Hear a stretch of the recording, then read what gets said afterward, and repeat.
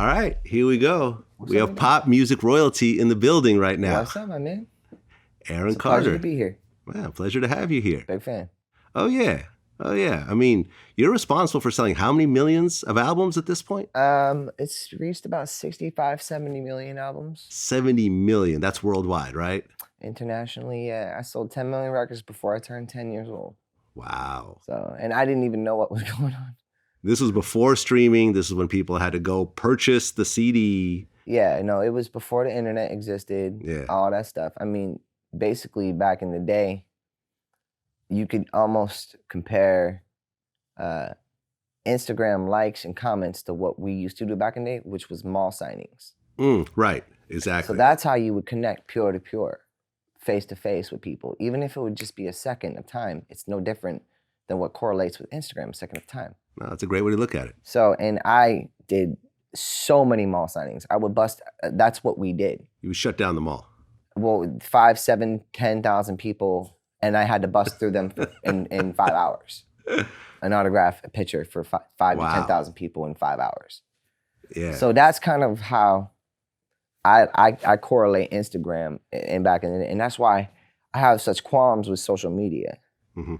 Because, you know, a lot of people are jealous, you know?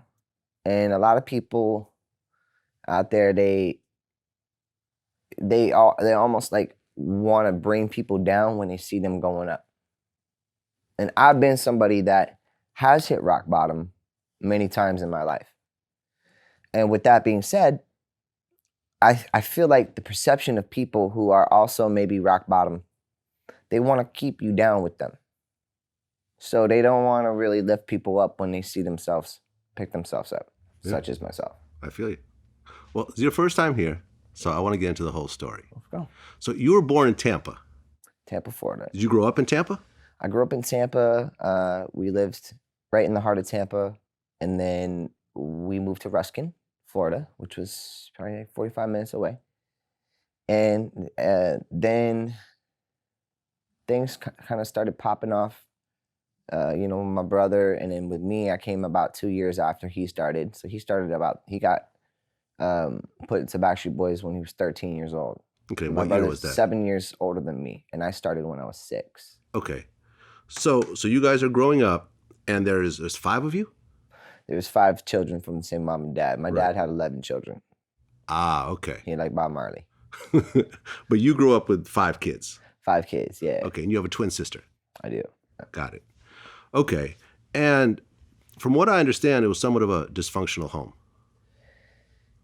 You know, I think each child in the family has their own 2 cents and their own perspectives.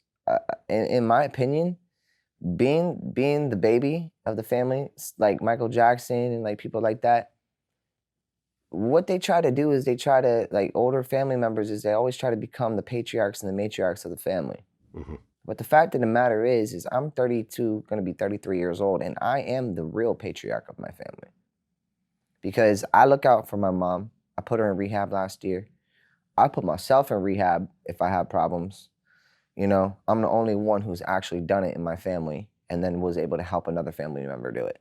And so I really love my family, but at the same time, I would much rather be appreciated for my accolades versus shortcomings that I have overcome and transcended from, if that makes sense. I got you. Because, you've talked about abuse from some of the siblings. Yeah. Like you talked about how your sister did something to you, or? Yeah, I mean, you know what? I mean, unfortunately, you know, for me, I had to really release these skeletons from my closet and be as transparent with the world as possible, because I felt like this is the only way that, you know, well, not the only way, but one of the ways that people will have a newfound respect for me is because I'm not afraid to speak the truth. People know that I ain't been arrested in the last year. Ain't nobody caught me on nothing. And I've been having people trying to set me up and do all kinds of stuff. I got 5 restraining orders right now. You know what I mean? From my family. You know, when they're sending me messages on Christmas, you know, after I supposedly wanted to kill my sister-in-law and her unborn child because I broke up with my ex-girlfriend who's a crazy Russian bitch. And she made up a lie. Okay. Like, nothing's gonna transpire from that. Nothing's gonna happen. I hope the best for my family, right?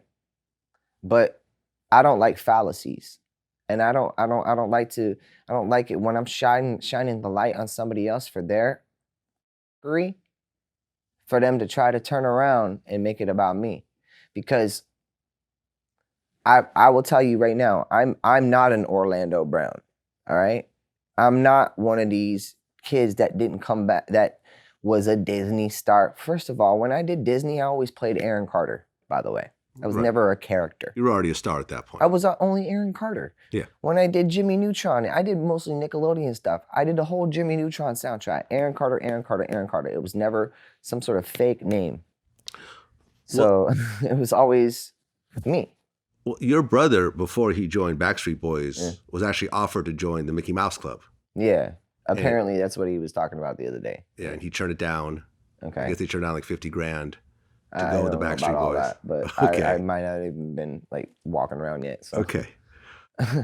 Do you I remember? think it was like 8 or 9 or something when that happened. So I might have been a toddler at that point. Okay. Well, because you dropped a year after Backstreet Boys? I dropped about 2 years after. So they put everyone together at 13 years old.